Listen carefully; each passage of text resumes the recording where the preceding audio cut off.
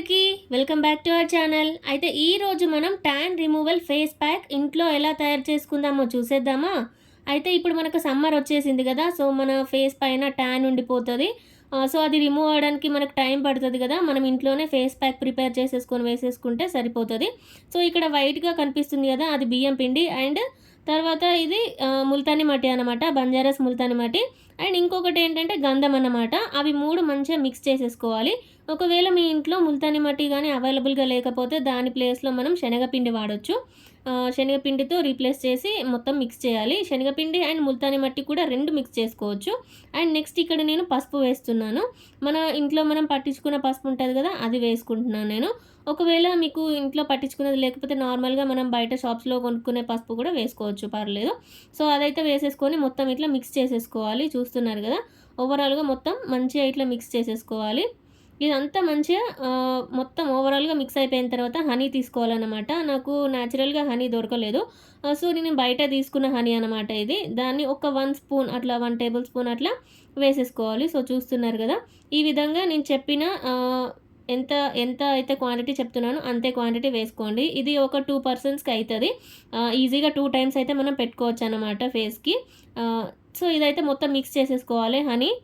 మొత్తం మంచిగా మిక్స్ చేసేసుకోవాలి. ఒకవేళ మీకు ఇక్కడ స్పూన్ తోటి మిక్స్ చేయడానికి కష్టమైతే హ్యాండ్‌తో కూడా మిక్స్ చేయండి, పర్లేదు. అండ్ నెక్స్ట్ ఇక్కడ నేను పెరుగు వేస్తున్నాను. ఒక 1 టేబుల్ స్పూన్ అట్లా పెరుగు, 1 స్పూన్ పెరుగు వేస్తున్నాను. పెరుగు వేసి మొత్తం మంచిగా మిక్స్ చేయాలి. ఇది కొంచెం టైం పడుతుంది మిక్స్ అవ్వడానికి, అందుకని మెల్లిగా మిక్స్ చేసేసుకోండి.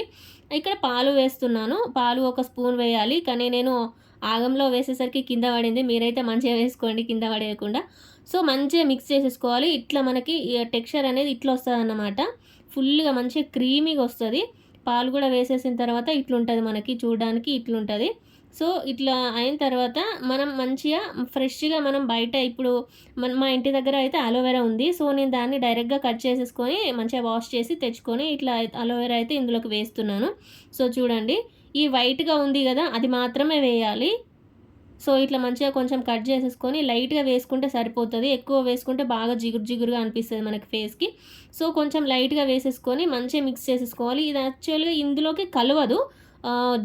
జెల్ టైప్ ఉంటది కాబట్టి ఇది కలవదు. సో, చూస్తున్నారా ఎట్లా అయిపోయిందో ఇది. సో, ఇట్లా అయితది. అయినా గూడా మంచిగా మనం ఎగ్ బీట్ చేస్తాం చూడు, అట్లా మంచిగా బీట్ చేసుకోవాలి. అప్పుడు మనకి మంచి క్రీమీగా అయితది. ఓవరాల్‌గా ఒక 2 మినిట్స్ అట్లా బీట్ చేస్తూనే ఉండాలి దాన్ని. సో, లాస్ట్‌కి ఫైనల్‌గా మనకి ఇట్లా మారిపోతదనమాట.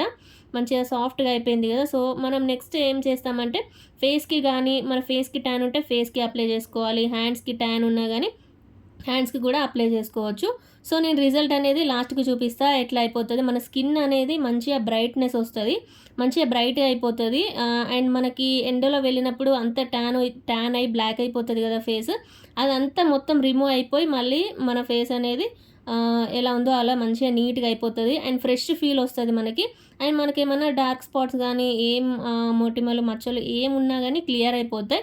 బట్ ఒకేసారి పెట్టినప్పుడు అయితదని నేను చెప్పను. రెగ్యులర్‌గా పెట్టుకోవాలి. సో, చూస్తున్నారు గదా! మనకి మొత్తం మనం పెట్టుకున్న తర్వాత వాష్ చేసేసుకుంటే మొత్తం ఆరిన తర్వాత వాష్ చేసుకుంటే ఇట్లా ఉందన్నమాట. సో, ఇది నా లెఫ్ట్ హ్యాండ్. ఇది నా రైట్ హ్యాండ్. చూస్తున్నారు, ఇది నా రైట్ హ్యాండ్. సో, తేడా అయితే కనిపిస్తుంది. నేను రైట్ హ్యాండ్‌తో లెఫ్ట్ హ్యాండ్‌కి పెట్టాను గదా! క్రీమ్ అనేది. సో, ఇట్లా మనకి మంచిగా చేంజ్ అయితే కనిపిస్తది. మీకు నచ్చినట్టయితే లైక్ చేయండి.